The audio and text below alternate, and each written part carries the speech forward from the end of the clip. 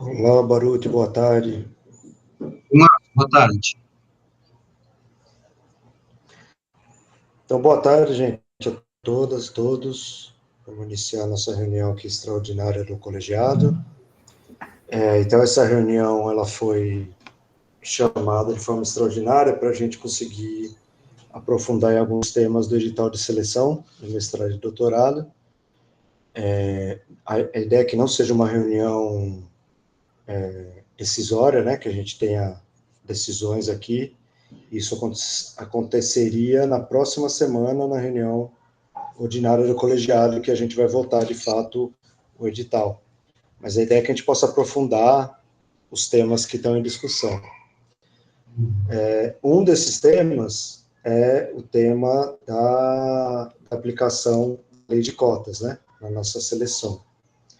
Então, teve algumas questões, né, envolvendo isso nas últimas seleções, e também é uma discussão que está bastante viva, né, em todas as universidades, né, em todas as instituições públicas,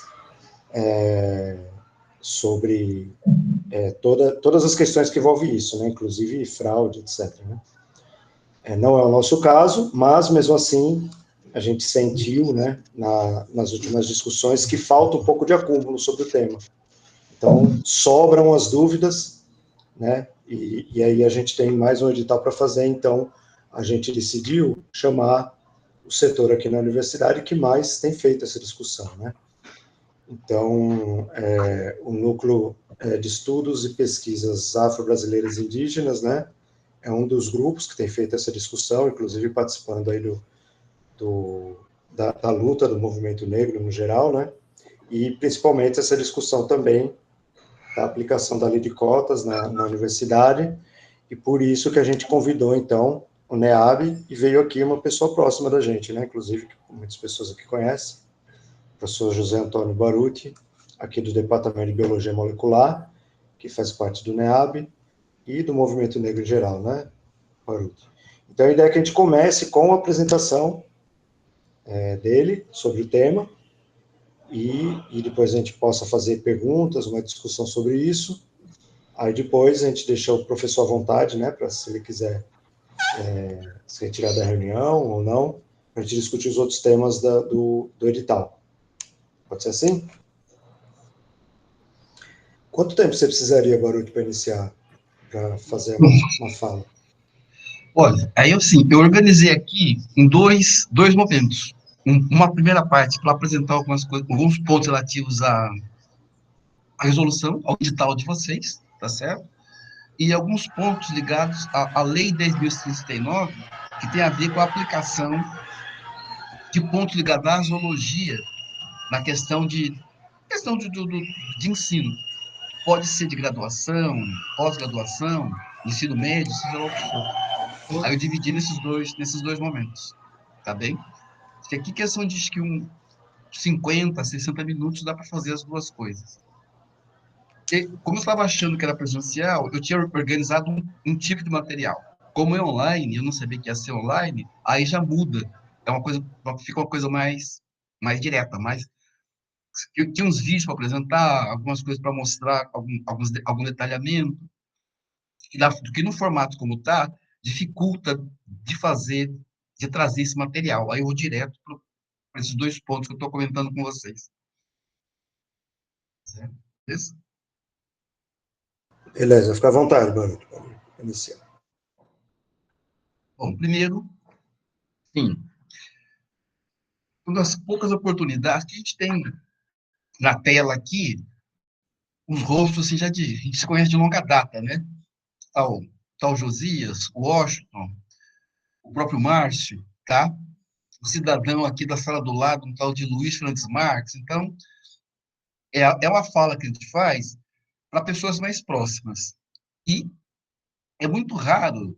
Eu estou aqui na universidade desde 88, já tenho discutido essa questão em vários estados, em várias universidades, em vários centros aqui do HPB, inclusive no interior, tá?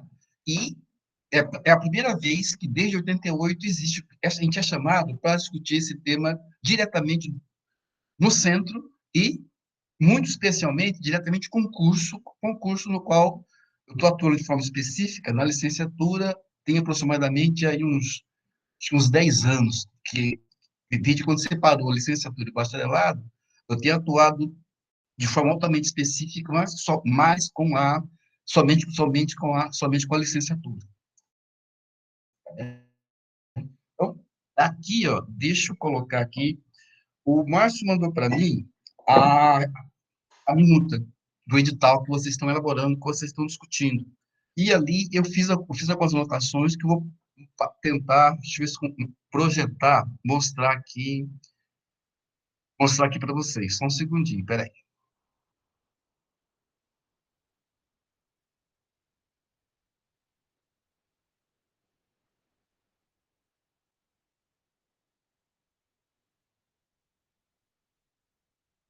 E aí, esse material aqui, em seguida, eu já pego e já mando para o Márcio. Só um pouquinho.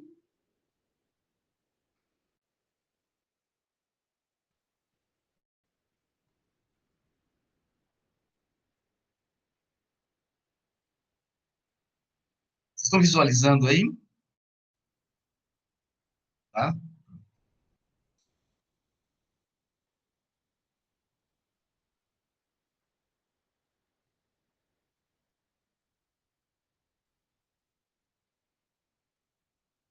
Bom, um primeiro ponto,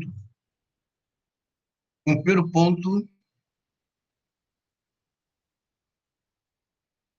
ponto importante, tá? Que precisa ser apreciado, discutido, é que um edital como esse aqui, ele vai estar embasado, a gente está embasando aqui na UFPB, em outras universidades, tá? Nessa lei aqui de 2025, que é a Lei 15.142, que é a lei para concurso público, tá bem?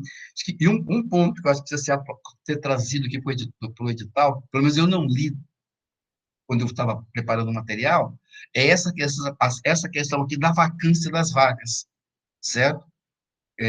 No caso de as vagas reservadas, qualquer vaga reservada, que ela não for preenchida no momento da inscrição, ela passa automaticamente para a vaga de ampla concorrência, tá bem? E um outro ponto aqui, ó, é que as pessoas que se autodeclararem como pretas e pardas, isso constar no edital, elas precisam passar pela comissão de heteroidentificação da UFPB, tá certo? E um ponto que eu vou mostrar lá na frente, e que não estava previsto ainda no cronograma de vocês, era a heteroidentificação. A heteroidentificação, o processo todo da inscrição, de receber o resultado de vocês, até a gente devolver o resultado final, a gente leva em torno de 15 a 20 dias. Tá? Então, a gente colocou isso, no final, tem a proposta para mostrar para vocês como é que ficaria essa questão, tá certo? Um outro ponto importante aqui é justamente a questão da nomenclatura.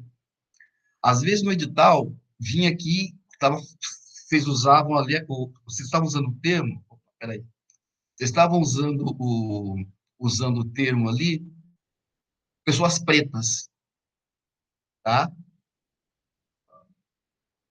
E a nomenclatura oficial, a nomenclatura que precisa aparecer para vocês, para o edital, para se evitar problemas, às vezes, de questionamento no edital, eu até anotei aqui para vocês poderem utilizar, tá?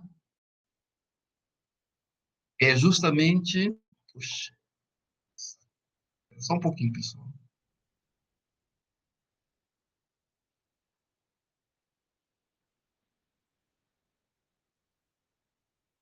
Pronto.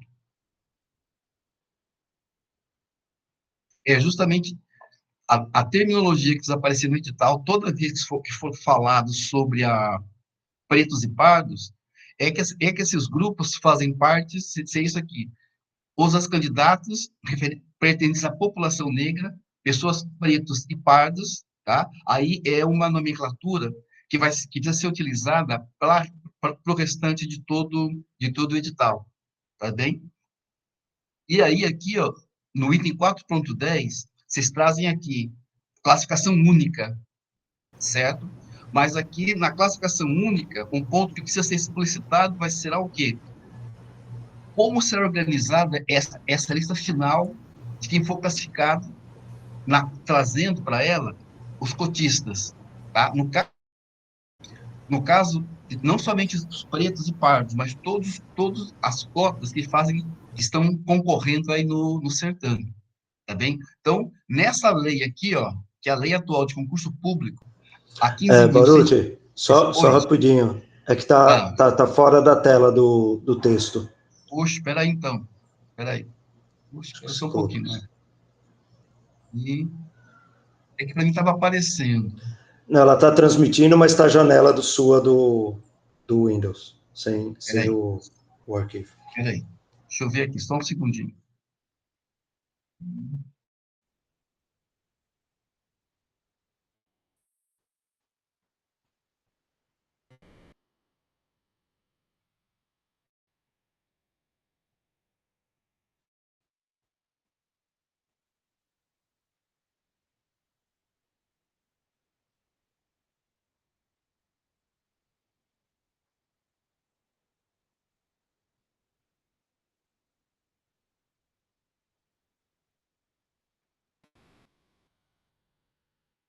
E agora? Foi, Foi? foi. Então, eu comentei aqui, olha, essa questão da nomenclatura, a lei que eu comentei com vocês, tá certo? A questão da vacância, tá anotado aqui, tá bem? E aí tem a questão da nomenclatura, ó. Essa nomenclatura precisa aparecer, tá bem? Não somente os pretos, ó. A expressão correta inteira tá aqui, ó. População negra, pessoas pretas e pessoas pardas, tá? É isso que está corrente ao longo do edital. E aqui tem essa questão da lista única. Nessa lista única, vocês vão anotar quem é cotista e quem não é cotista, tá bem? Só que o que acontece? Precisa ter explícito aqui no edital como é que será feita a classificação final, tá bem? Tanto que nessa lei que eu estou comentando, a lei 15.142 de 2025, tá bem? No parágrafo 2º do artigo 6º, ele fala aqui, ó, que a ordem classificatória obtida a partir da aplicação dos critérios de alternância e proporcionalidade. Ou seja, se eu havendo aqui essa questão da alternância e da proporcionalidade, é justamente para garantir a entrada das pessoas que são cotistas, tá bem? Então, na lista que vocês forem elaborar, o primeiro candidato, a primeira pessoa colocada, tá?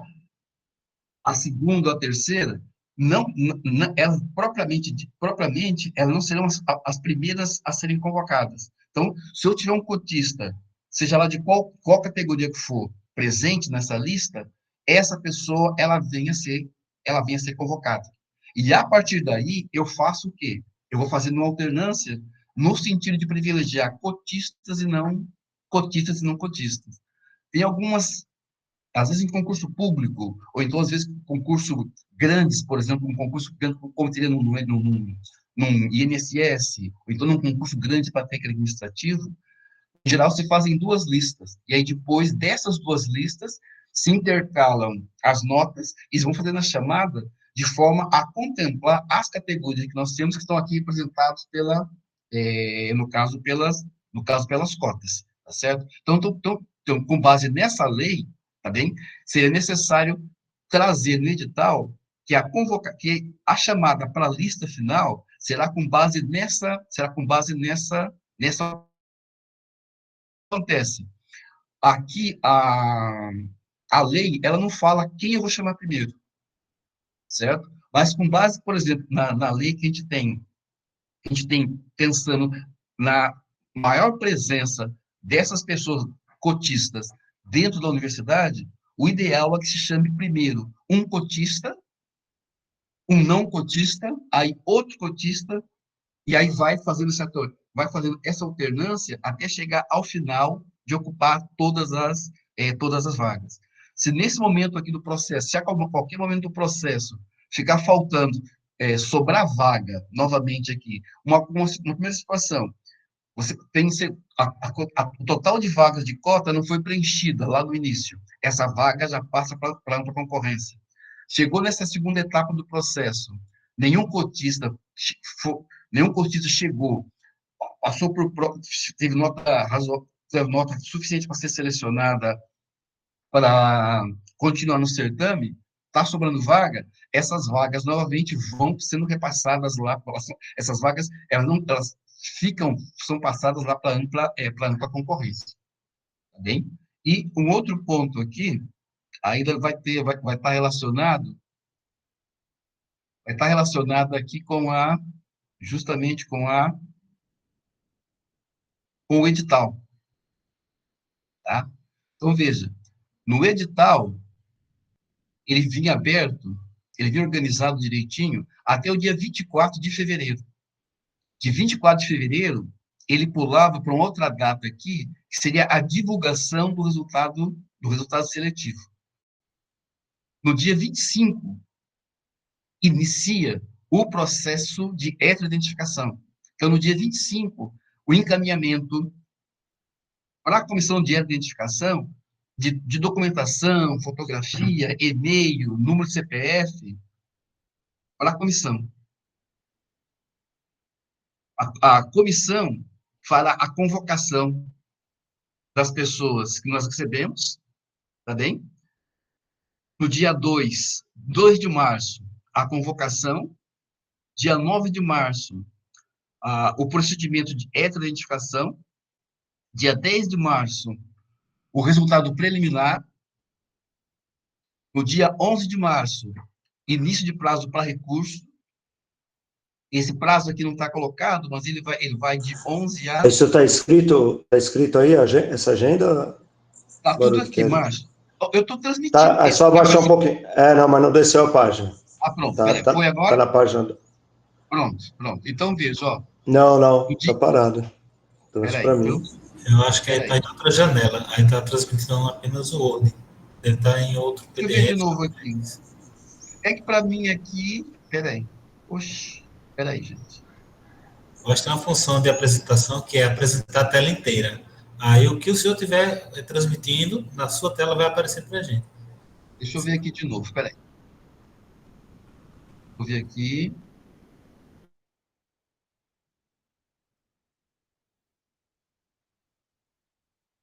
Foi? Sim. Agora sim. Bom. Então, estão vendo aqui? Então, olha, o trabalho de vocês sofreria uma interrupção no dia 24 de fevereiro.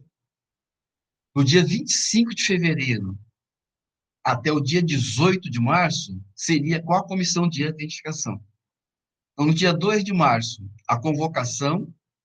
Dia 9 de março, o primeiro procedimento de identificação. Dia 10 de março, o primeiro resultado preliminar. E de 11 a 15, recursos. Dia 16, resultado do procedimento recursal. E no dia 17, a divulgação do resultado final. Tá certo? Esse resultado final é enviado para vocês, e aí vocês retomam o trabalho junto ao grupo de candidaturas que a comissão está devolvendo para vocês darem continuidade ao certame. Tá bem? Então, vocês podem perceber que o cronograma ele ficou muito mais alongado do que aquele que inicialmente vocês estariam daquele que vocês enviaram. Tá certo? E o que acontece? Esse cronograma que a gente fez aqui já é um cronograma curto, é um cronograma justamente mais ágil para que a gente cumpra as normas legais e que não haja, por exemplo, não haja recurso em relação à questão de prazo, a questão de tempo, para enviar documento, essas coisas todas, tá bem? Como é um certame da pós-graduação, dependendo de como tiver aí as candidaturas, tem a possibilidade de ser tudo online. Todas as bancas seriam online, mas aí é algo que a gente acerta com mais esse detalhamento todo no momento mais próximo, quando vocês estiverem com essa listagem pronta e terem enviado para a gente. A primeira banca pode ser online ou ela pode ser presencial. Então, mais adiante, a gente ajusta isso aí com vocês. Caso haja recurso quanto a essa identificação, aí essa segunda banca, obrigatoriamente, ela ocorre online. Ela não ocorre de forma presencial, tá certo? E um ponto que eu estou antecipando aqui para vocês é justamente a questão de trazer, de antecipar para a gente ali a documentação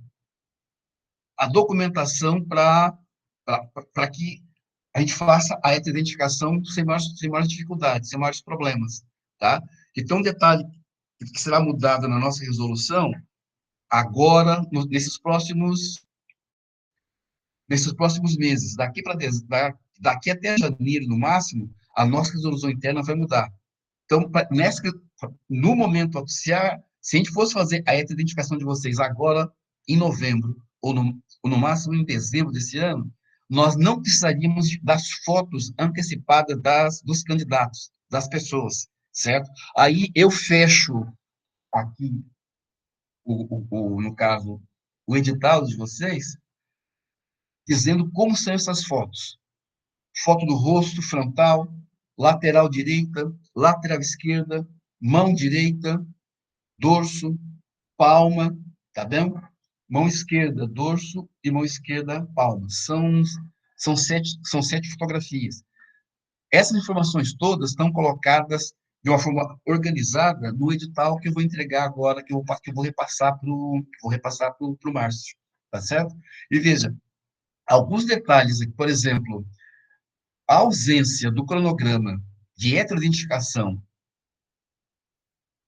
a ausência dele já leva, se alguém quisesse contestar o edital, já podia ser contestado logo de cara, logo de início, tá certo? Então, essa parte do cronograma é obrigatório que apareça, inclusive para a gente, como a gente já sabe, com uma certa antecedência, porque pode haver um ajuste nas datas, a gente já fica meio de sobreaviso, para se tiver um edital, às vezes nós abrimos o edital, às vezes com um candidato, tá? Como a gente sabe que está para chegar, digamos, um edital X ou Y com uma candidatura maior, a gente amplia esse edital, a data desse edital fica um pouquinho mais ampliada, e vai existir a possibilidade, por exemplo, de chegar às candidaturas de vocês, tá bem? Então, assim, conforme vocês forem avançando na discussão, fechando,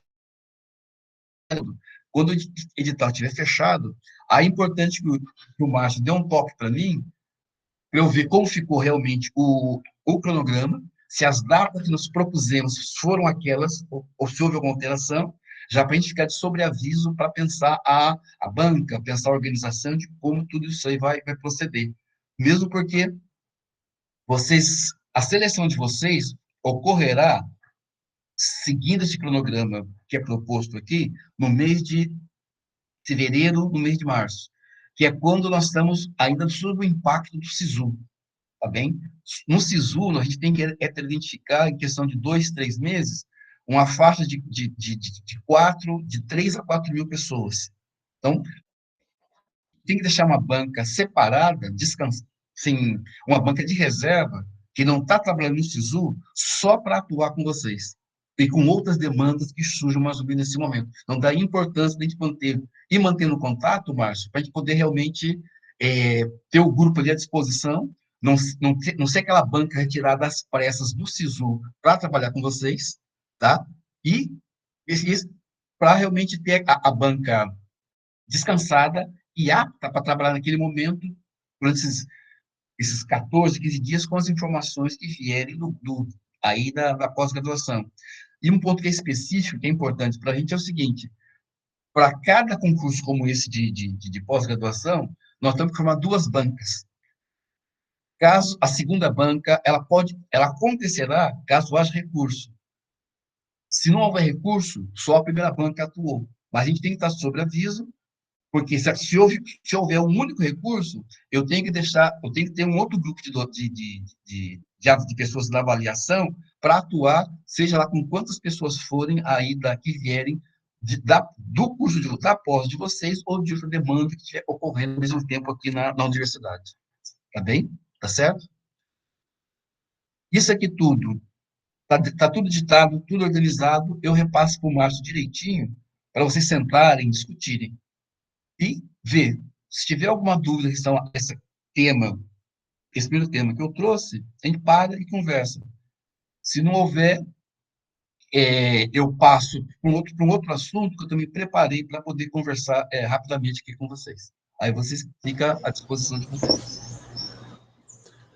Certo, gente. Então, a proposta agora é levantar questões, dúvidas, comentários sobre essa parte aí específica da seleção e do uso da lei de cotas para a seleção. Então, a Mônica perguntou aqui, quer falar, Mônica? Melhor falar. Oi, boa tarde. Pode ser. Tava terminando de digitar o raciocínio no chat.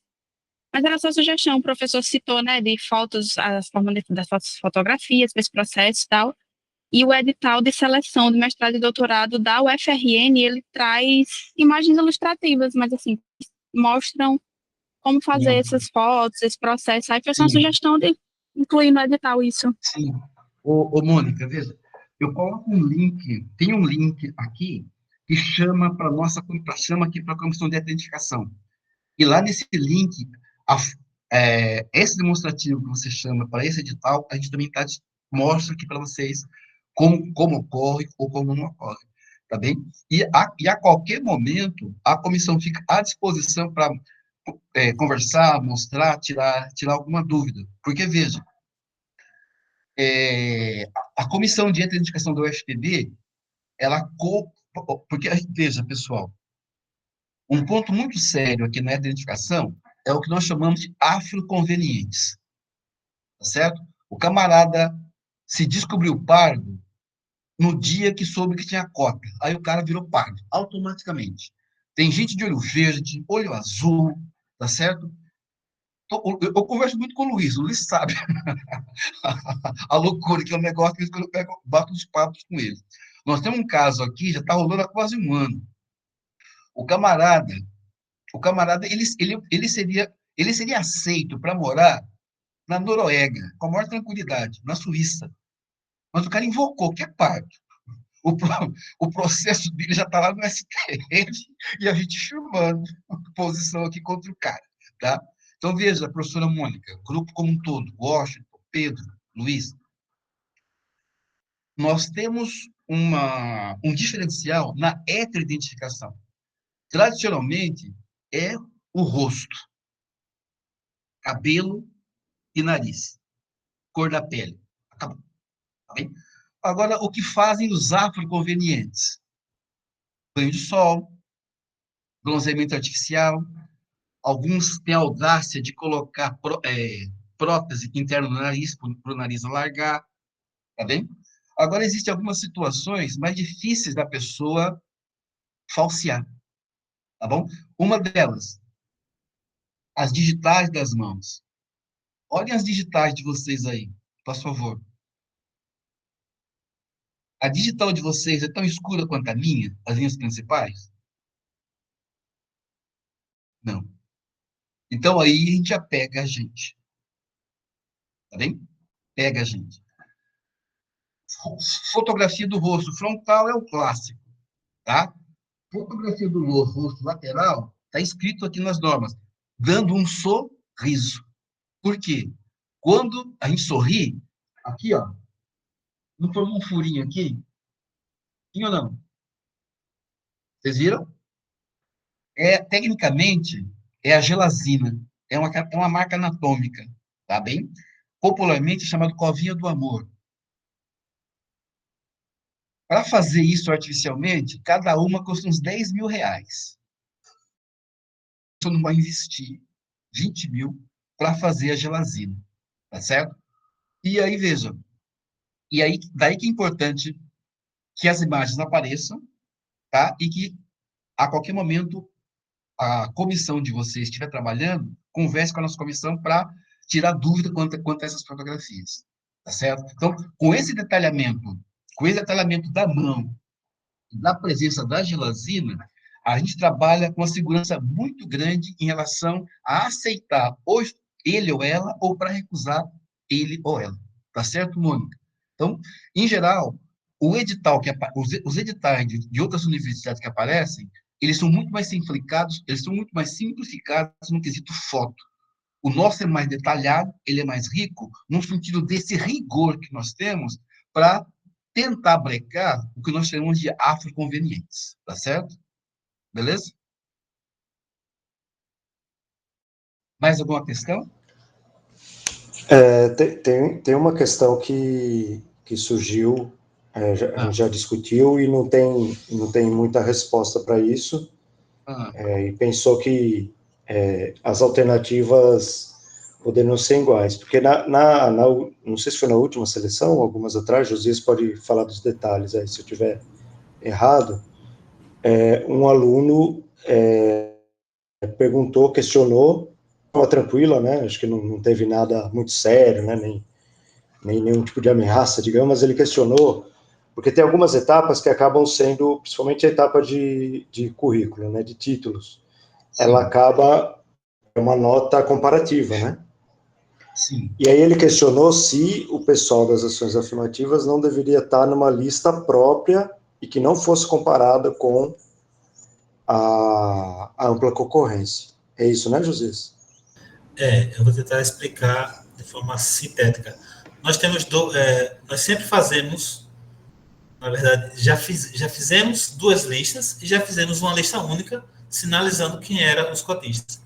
Essa primeira seleção do ano, o que ocorreu? Houve só uma lista e não sinalizaram quem eram os cotistas, mas haviam lá os cotistas que estavam selecionados e alguns cotistas que estavam abaixo de 7, a média, que é a nota de corte, ficaram reprovados. Por estarem reprovados, mesmo não complementando o número de cotas, né? Tipo, tinha 2 vagas de cotas e só um cotista entrou. Então, o segundo cotista, que ele entendeu que ele tinha esse direito, mas ele estava reprovado. Então, como ele estava reprovado, não estava apto a estar nem nessa lista de espera. Foi o que a gente entendeu. E aí ele questionou, primeiro, que ele deveria ter essa vaga, e segundo, que deveria estar em uma lista separada. E aí é que vem o nosso problema, que aí destrincha para uma coisa mais complexa.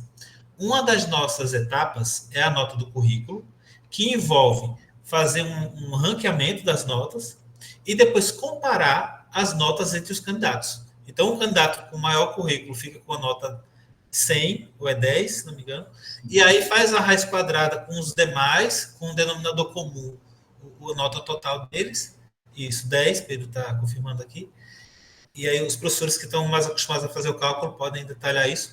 O fato é que o ranking que finaliza essa nota depende dos outros. Se eu separo as listas, automaticamente o cotista que tiver a nota mais alta, mesmo que seja muito abaixo do cotista da ampla concorrência, ele vai ficar com a nota 10 e aí os outros vão ranquear. Se eu pego, olha, aí vem olha a parte estranha. Se eu pego o cotista que ficou muito no nível acima e que ele teria direito a ficar na ampla concorrência, automaticamente ele passa para a tabela primeira e ele teria que ser recalculado a nota dele com base naquela primeira lista. Então, acaba que confunde muito essa transição entre as duas tabelas. Acabou que a gente decidiu deixar sempre uma tabela única e apenas deixar o asterisco dos cotistas. E aí, posiciona eles e ficou respondida a questão. Então, o aluno entendeu, o aluno que entrou com o recurso, ele entendeu, acatou, ficou para uma próxima seleção. Mas o fato é que gerou essa dúvida para a gente, que a gente não sabia se perguntava à Procuradoria Jurídica se é possível, sim, ter essa lista única, considerando que a gente tem esse cálculo diferenciado, que envolve todo mundo comparativamente. Bom, veja, essa é uma questão que mais demanda pelo Brasil afora na hora de fazer essa lista, tá bem? Agora, o que acontece? Eu acho que a gente fica com tranquilidade maior, tanto que eu nem me preocupei em sugerir fazer lista dupla, por causa da lei que eu citei para vocês, e que ela vai na íntegra, e tem os trechos dela na íntegra nessa minuta do edital, tá bem? Então, veja, dá para continuar fazendo uma lista única, tá? Nessa lista única, vocês vai ter um código para saber quem é cotista, quem não é cotista, tá bem? Só que aí no final do processo, fez a identificação, já está tudo certinho, na hora de divulgar a lista final, tá bem? A classificatória final é aquela questão que eu li, que eu falei da lei que é nova, que é desse ano. Para ter a questão da alternância e da representatividade, tá certo, Josias? Não há problema em vocês trabalharem com a lista única. Nessa lista única haverá a identificação de quem é cotista, mas o que vai acontecer?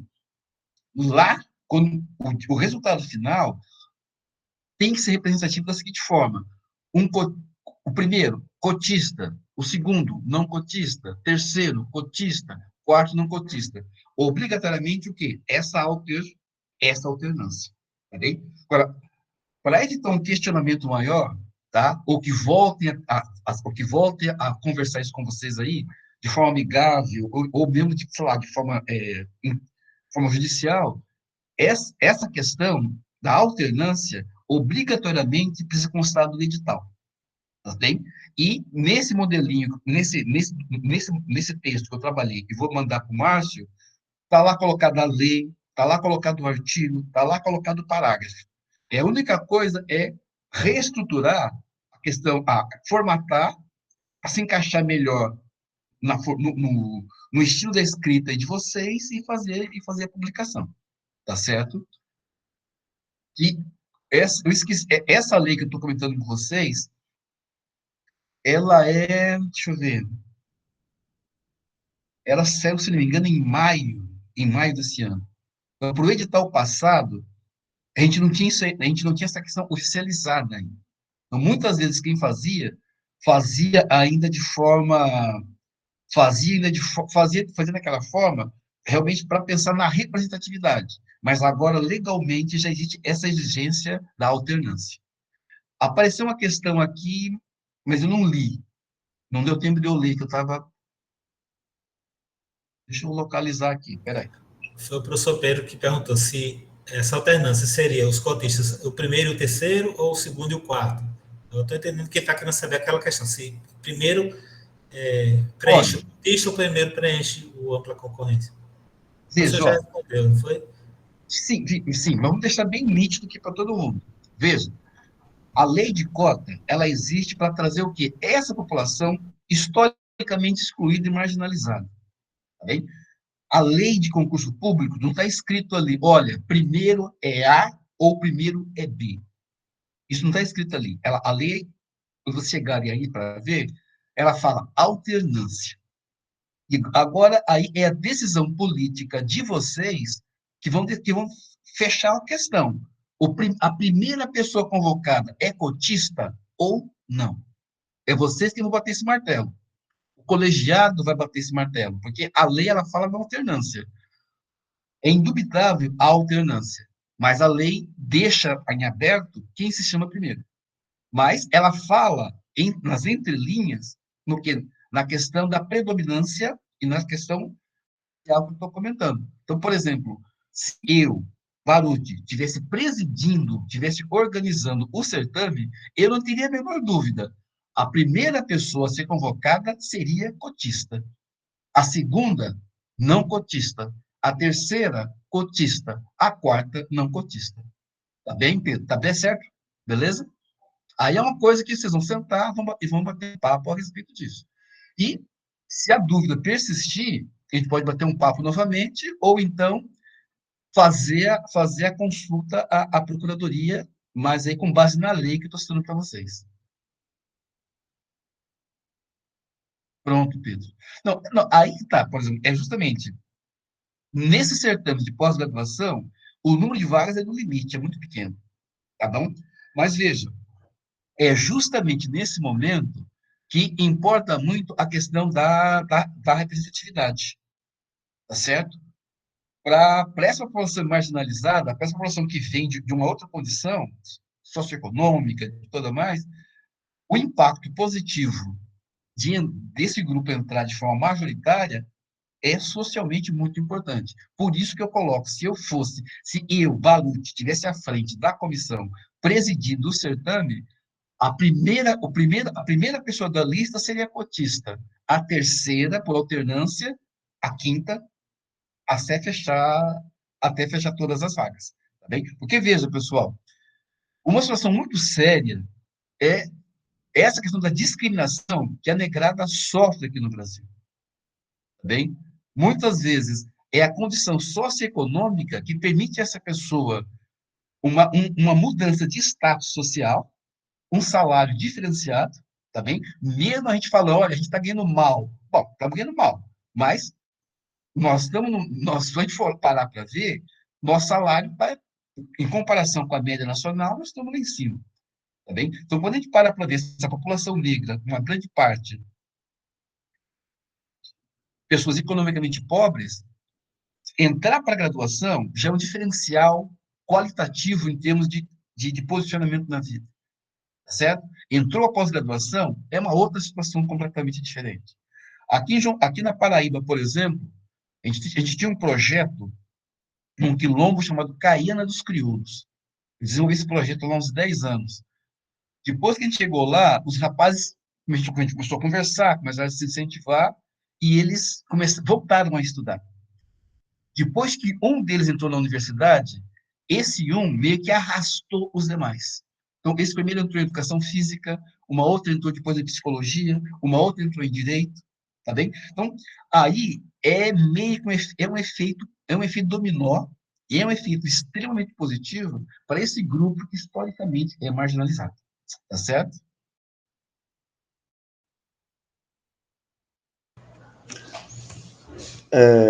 Bom, eu acho que ficou ainda um pouco sem resposta detalhada sobre a questão de etapas. Se faria sentido, por exemplo, a gente fazer uma lista separada para cotistas, no caso da comparação de notas. Tá. Para alguma etapa específica. Eu estou entendendo que para o resultado final não, né? Mas para uma etapa específica faria sentido fazer isso? A gente tem abertura para fazer isso ou não? Tem sim. Veja, olha, de acordo com a normativa atual, essa lei agora de 2025, vocês podem fazer uma lista única, anotando quem é cotista e quem não é cotista, tá certo? Mas, assim, mesmo com a lei, o que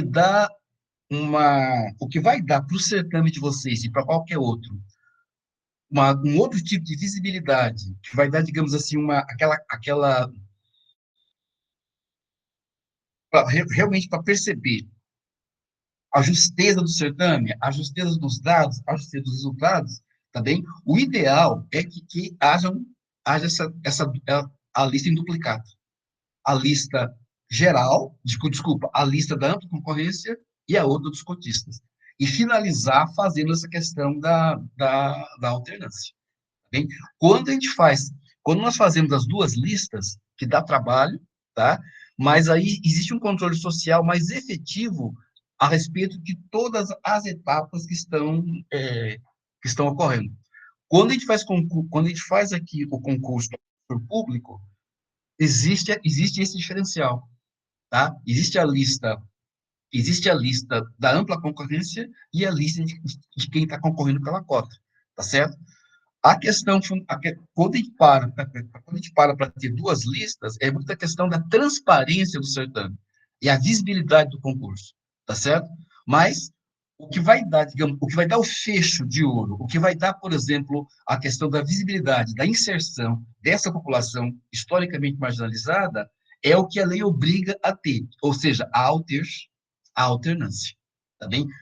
Duas listas, ótimo, é a transparência do concurso em si. Mas, no final, é lembrar o quê? Não é lembrar, é seguir o que a lei determina. Alternância. como é essa alternância? Se fosse eu, a primeira pessoa convocada seria cotista. E aí se instala a alternância até fechar todas as vagas. Tá certo? Ficou mais nítido agora, pessoal? Ficou melhor, Márcio? Luiz? Pedro? Mônica? Jerônimo? Giovana? Diga lá.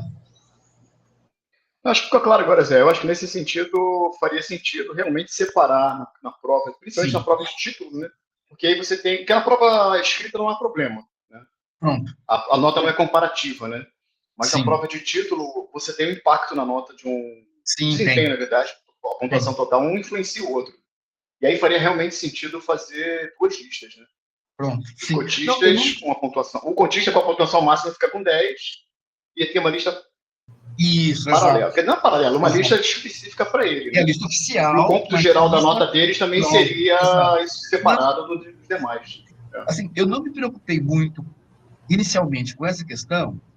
Já na minuta de vocês, já está lá, lista única e em verde. Já está, para mim, já era ponto pacífico de decisão aí de vocês. Mas, assim, em termos, sim, de transparência do concurso, tá? O ideal são as duas listas, fazendo esse cálculo aí que o Luiz comenta aqui. Um grupo está aqui, o outro está do lado. No final, temos, sei lá, 3 pessoas em uma, 4 pessoas na outra, é fazer a alternância, é juntar isso de forma a privilegiar os dois grupos, tá bem? E assim, se for comentar com vocês sobre o motivo de vocês escolherem começar pelo cotista ou pelo não cotista, isso está, como estou comentando, não há isso na lei. É a decisão política do colegiado na hora de tomar essa decisão. Tá bem? É a decisão de vocês. E aí, é o que eu estou insistindo aqui já há algum tempo. Fosse eu não teria a menor dúvida. Em primeiro lugar, cotista. Segundo lugar, ampla. Terceira, cotista. Aí vai até fechar todas as vagas. Muito no sentido de acentuar a cota enquanto reparação histórica. Tá? Porque para quem nasceu branco, classe média alta, tá bem? Não tem noção ou ouve falar do que é discriminação desde que você coloca o pé na calçada, tá certo? E essa questão que eu comento com vocês do impacto positivo na vida dessa população negra por entrar na graduação ou por entrar numa pós-graduação é algo assim, pessoal, é incomensurável. Como eu trabalho com isso há muito tempo, eu tenho pencas e pencas, lotes e lotes de depoimentos. O impacto é gigantesco. A pessoa sai internamente de um patamar e vai para outro patamar. Daí a importância de se pensar de forma sensível quanto a esse impacto que eu estou comentando com vocês. Mais alguma pergunta? Mais alguma a respeito desse assunto? Eu só queria comentar que ficou muito claro, professor. E assim, a questão das duas listas, a gente sim tinha pacificado o assunto quando houve a reconsideração daquele aluno, mas agora com essa questão da alternância, não sei se está todo mundo entendendo a clareza. Não faz sentido a gente ter preocupação com o ranking das notas se no final vai alternar. Então, realmente, separar as listas e vai acabar sendo... Eu acho que o problema, José, é só aquele problema da nota final, né, que pode reprovar alguém, não é? Mas aí a gente vai decidir pela nota. A gente nota pode pensar, é um mecanismo. E vamos ver, sim. Perfeito. É um detalhamento, é sentar, conversar. E assim, pessoal, um ponto que é fundamental é a sensibilidade do grupo em relação à política pública. Bem? Porque é lei, mas o que não falta é gente querendo burlar, querendo não aceitar. Tá certo? Então, sim, o grupo está pacificado a respeito de seguir, obedecer à lei e trazer a política pública, com certeza há um consenso em como fechar essas listas e organizar essa convocação toda final com tranquilidade. Beleza, Baruch, muito obrigado. O pessoal está agradecendo aí pelo chat também. Então, eu estou entendendo que você também trouxe um outro tema para aproveitar já sua presença aqui, né, Bruno? Que não tem a ver com o edital de seleção, tem a ver com o ensino de questões étnico-raciais, né? Então, vamos aproveitar aí, né, para já... Mas aí, se for o caso, a gente chama até outra coisa. O Pix é duplo, viu? Eu não avisei, não. O Pix Sim, a gente dobra. Pessoal, veja. A demanda que mais acontece para a gente, Luiz, Pedro, Mônica, Josias, é discutir não propriamente o edital, porque, em geral, e aí às vezes dificulta até o trabalho da comissão depois, em geral a gente é convidado para falar, olha, como é que a gente traz tema ligado à população negra para o curso X ou Y? Pode ser a graduação, pode ser a pós-graduação, seja o que for. Tá bem? Então, a fala que tradicionalmente eu faço não tem tanto a ver com essa questão da lei, com a questão da legislação, mas, sendo esse, eu venho, converso, a fala que mais recorrente, mais comum, que aparece para eu fazer, é discutir a temática para esse ou para aquele curso. Tá bom? Então, veja, quando a gente fala da presença da população negra na universidade, pode ser do CT até Bananeiras, nós temos especificidades.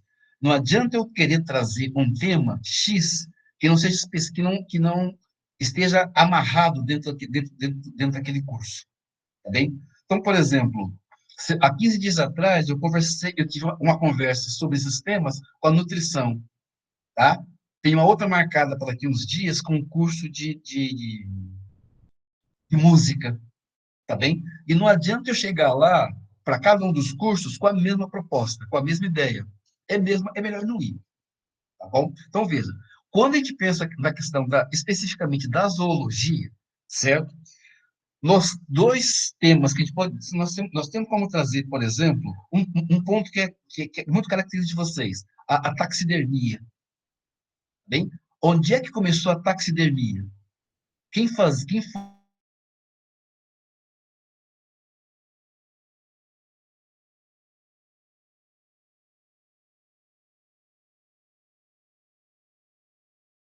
moravam lá num local chamado de Egito. Só que Egito é um nome europeu, tá? O nome original, o nome que eles davam para aquele território é Tameri, ou seja, terra dos deuses, certo? A taxidermia, que existe lá, peças maravilhosas do touro Apis, do Sobek, que é o deus crocodilo, tá?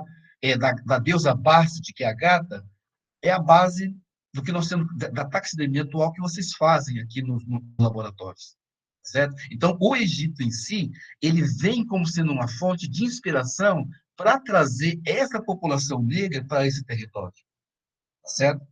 Agora, veja, por que o Egito também? Porque o Egito ele é um território, aqui no Brasil, principalmente, ele é extremamente conhecido por causa da questão religiosa.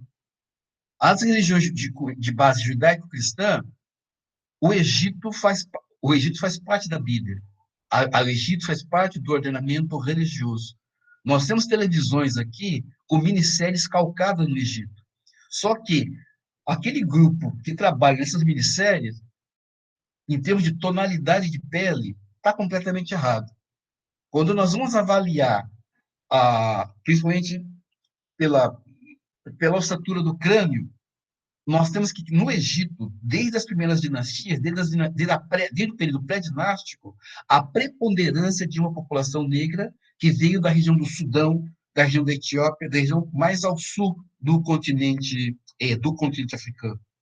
certo? Então, essa questão da taxidermia, essa questão de trazer, quando estiver trazendo, quando estiver discutindo as classes zoológicas, e além da zoologia propriamente dita, e procurar trazer alguns mitos, questões de cunho histórico, para discutir junto com essa classificação mais técnica, que seria a zoologia propriamente dita.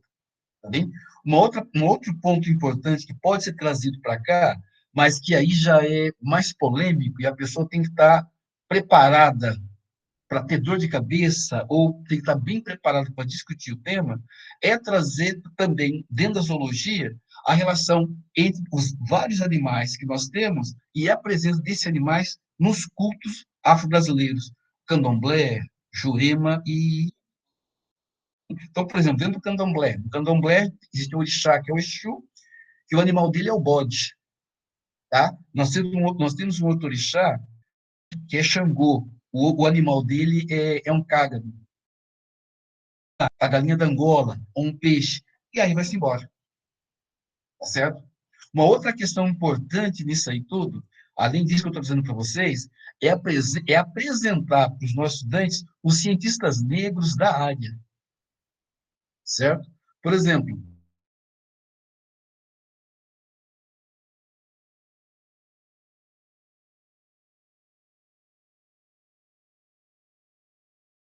um primeiro pesquisador negro que trabalhou com isso e fez história